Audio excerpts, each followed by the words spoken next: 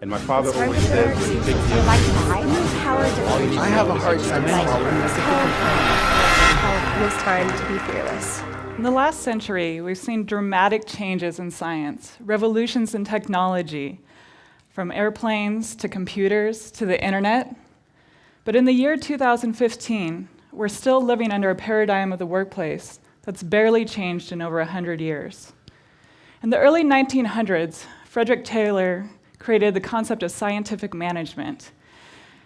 This was a concept that developed into a paradigm that there's one best way to work, and that the thought leadership in an organization should be in the hands of a few in management, while all other employees simply followed what management said. This led to the development of Gantt charts, to extrinsic motivational rewards, to the modern workplace, all concepts that are alive and well today. In fact, we may have even less exposure to natural light than we did back then. But fortunately, there have been a few movements, such as agile and lean development, that have tried to shift this paradigm.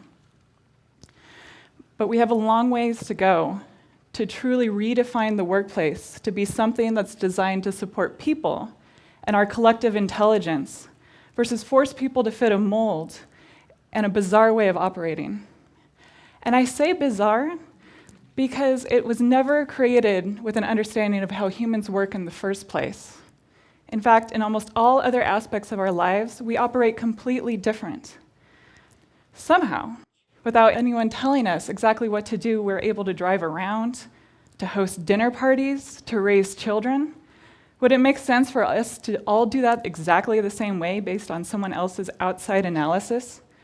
Or for us to optimize our children's play on a playground, insisting that they go on the slide first, and then the monkey bars, and then the merry-go-round, and we'll have 10-minute breaks at the same time every hour because that's the most efficient way to play.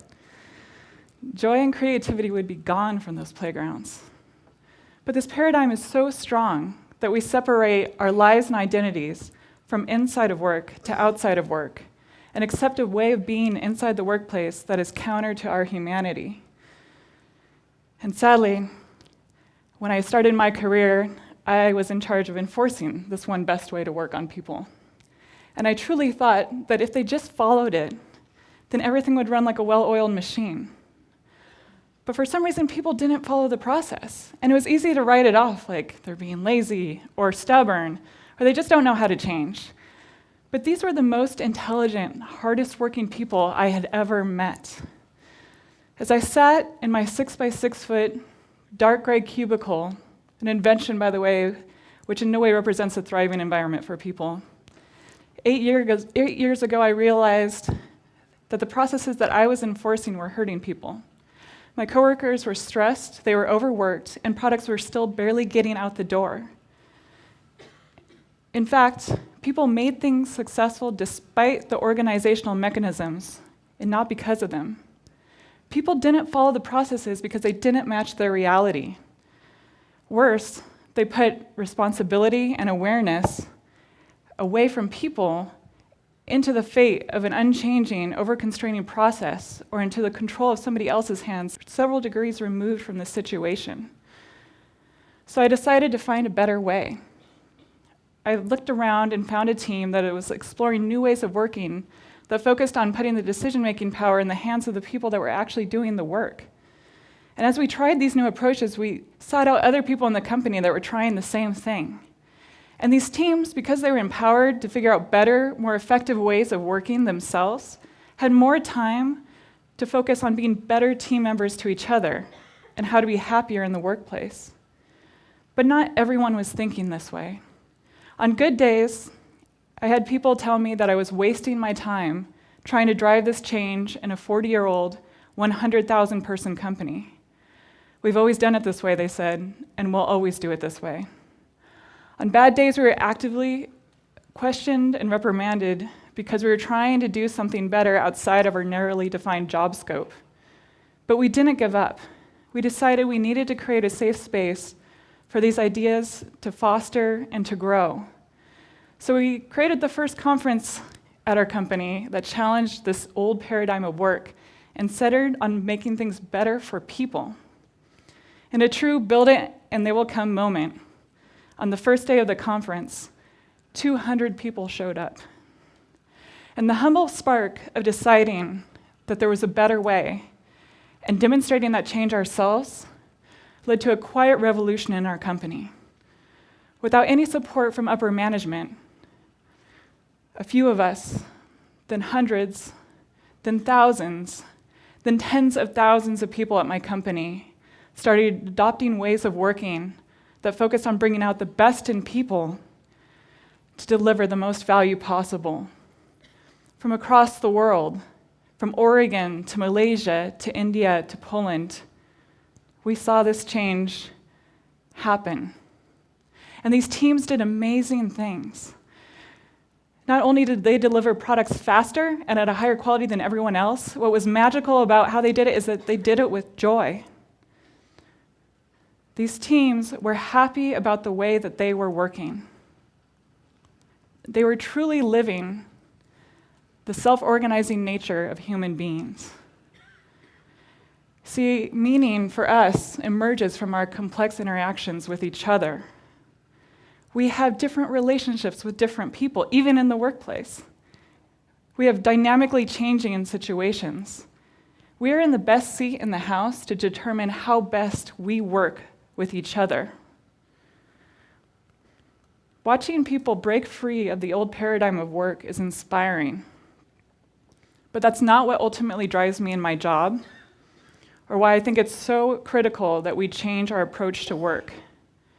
It's because the boundary between work and the rest of our lives is artificial.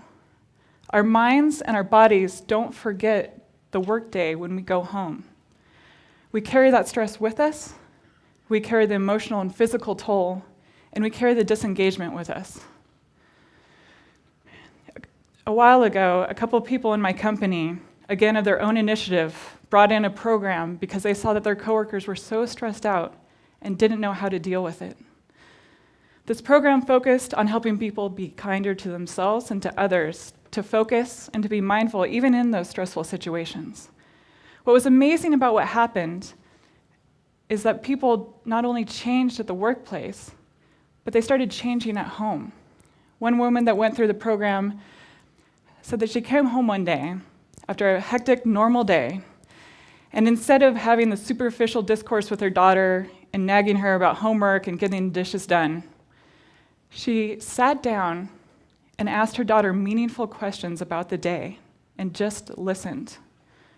Her daughter lit up and talked about the joys and the ups and the downs and the excitements that she had during the day. And the woman said that it was like seeing her daughter for the first time. After their conversation, the daughter asked if they could have talks like that more from now on. Embracing humanity in the workplace isn't something to wait for or to look up to someone in senior management to change. That's enforcing the old paradigm. This change happens at the individual level.